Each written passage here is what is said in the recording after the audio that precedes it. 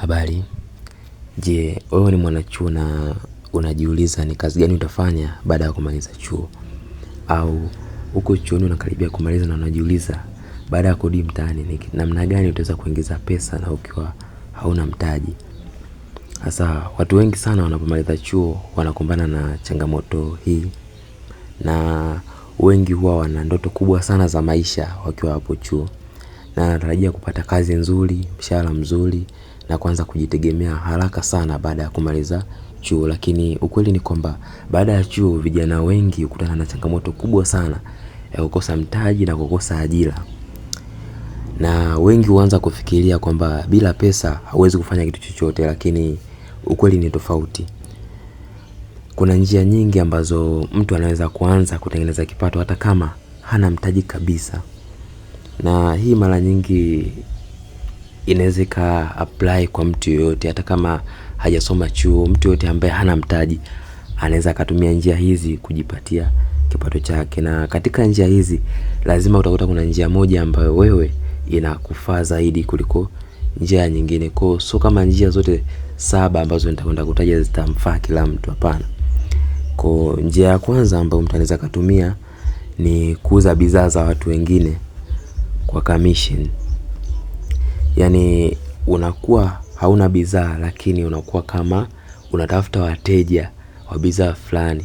Kwa mfano unaweza kaa kuna mtu anamiliki duka la simu. Unaenda unaongea naye, anakuwa anakuambia kwamba kwa kila mteja ambaye utaniletea bado nitakupatia cash ya shilingi 30,000, 40,000. Hivyo kwa unakuwa unapata kiasi fulani kwa kila mteja ambaye unampelekea. Kwa unakuwa unatangaza bidhaa bila kuwa nayo. Unatangaza bidhaa za watu wengine, unapata commission baada ya kumpelekea mteja. Hiyo ni njia ya kwanza ambayo unakuwa unaweza kujipatia pesa kwa ukifanikiwa kuuza unapata asilimia fulani. Njia ya pili ni kutoa huduma kwa kutumia ujuzi ulionao. Kuna mtu labda anaweza kaa na ujuzi fulani. Watu tuna ujuzi mbalimbali. Mwingine ana ujuzi labda wa kuimba, mwingine ana ujuzi wa kuigiza, mwingine ujuzi wake ni kufundisha. Kwa kupitia kufundisha labda unaweza ukasema mimi natafuta kazi ya kufanya tuition labda muda mfupi.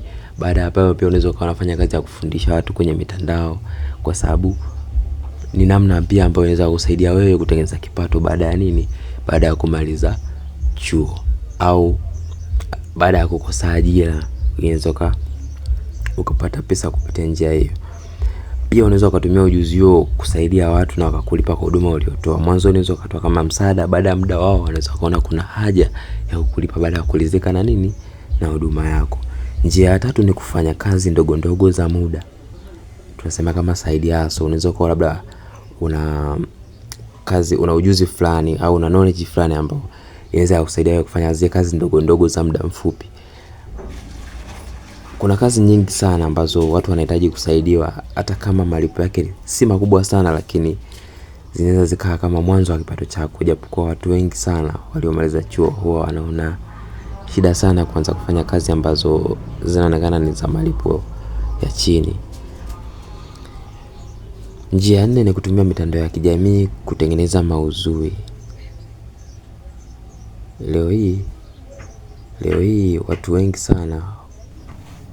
sana wamekuwa wakitumia mitandao kwa kuposti vitu mbalimbali ambavyo vinaweza vikawa vinahitajika katika jamii. Maybe labda elimu fulani anatoa kupitia mitandao ya kijamii, elimu ya afya, elimu ya pesa.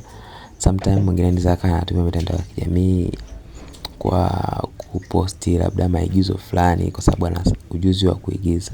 Kwa mwisho wa siku inaweza kumsaidia yeye kujulikana, kupata umaarufu pia ambao anaweza kalipwa na watu kwa ajili ya matangazo, au mitandao yenyewe ikamlipa, au anaweza akapata pesa kupitia huduma ambayo watu wanaweza wakailipia, na mwisho wa siku ikamsaidia yeye katika kukuza kipato chake.